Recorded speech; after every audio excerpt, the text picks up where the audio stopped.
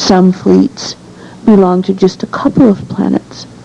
Other fleets belong to a whole solar system, and other fleets are intersector fleets that basically serve the whole sector. And then other fleets are confederation fleets which serve the whole, you might say the whole pie. Just a quick recap. We're discussing the city of Telos.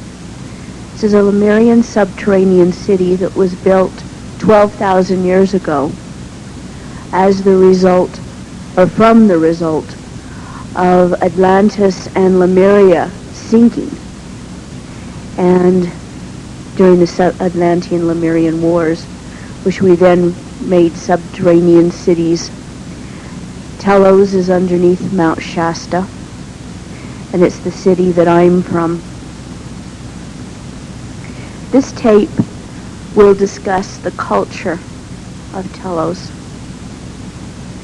Again, a recap. The city is built on 5 different levels. The top level being the main level of the city itself. The second level down, the level of manufacturing and where many classes take place. The third level being the hydroponic gardens. The fourth level being part hydroponic gardens, part manufacturing, and the nature level. And the very bottom level as being the nature level where many, many species of animals and plants exist. Many people have asked, how on earth can you live under the earth? Number one, what kind of light do you have? Or do you have light? Or are you mole people? Yes, we do have light. There is a process that a stone with a high crystalline content is fused with an electromagnetic force of energy.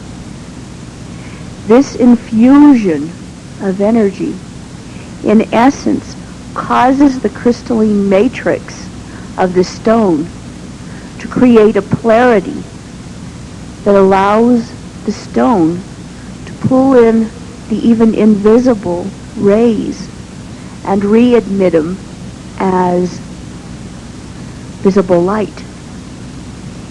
And in essence, it becomes a small sun. Our main lighting structure throughout the city, as with the other subterranean cities, is produced by these stones. The light they produce is a full spectrum lighting, admitting all rays. In essence, this energy infusion process then makes the stone become a small sun.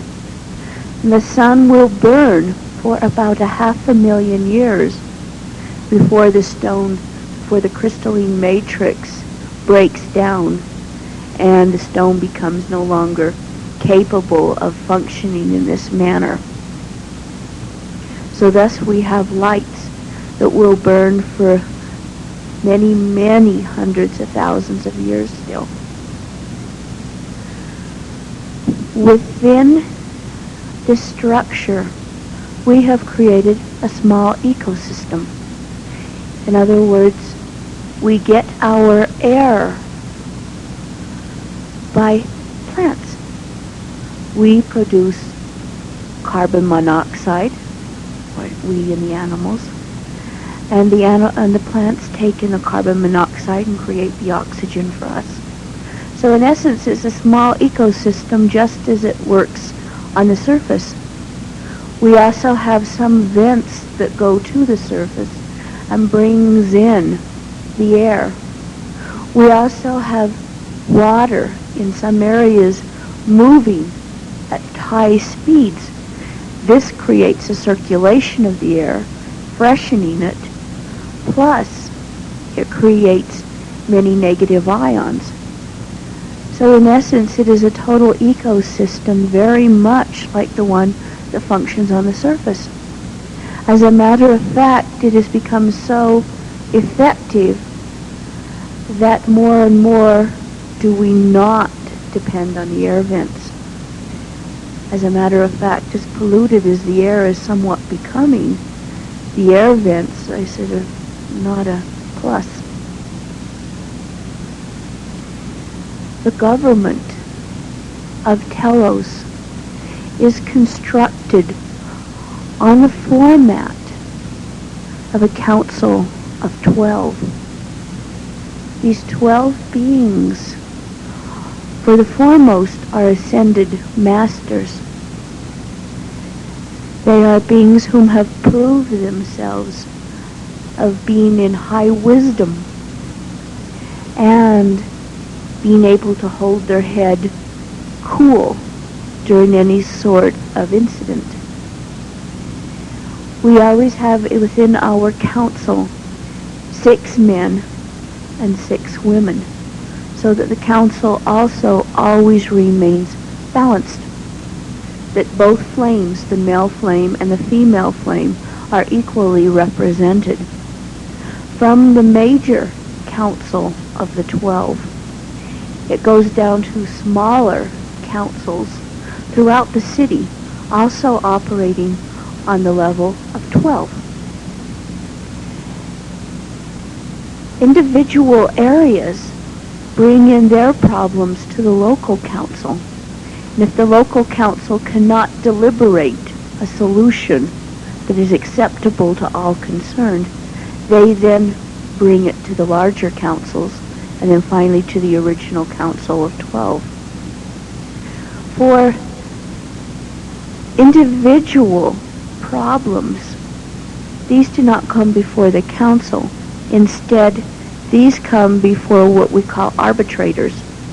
Arbitrators are usually priests or priestesses with very much an understanding of the human psyche and are also capable of looking into the akashas.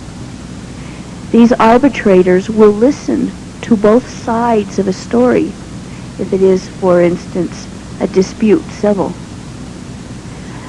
and will then make a decision based on what they have heard and what they have read at the akashas on both sides. We have immediately decided that since this method works, once an arbitrator makes a decision, understanding that they will make it from the highest level. Being priests and priestesses, they will not be caught into a personalization, either for or against either side. So we have decided that we will accept their decision, whatever it is, and incidences stop there. And we have also found, rather than arguing with each other, should a small incident come up, we immediately go to arbitrators, understanding that an argument can more often than not make it worse than anything else. Heading the Council of 12, the official title is Council of 12 plus 1.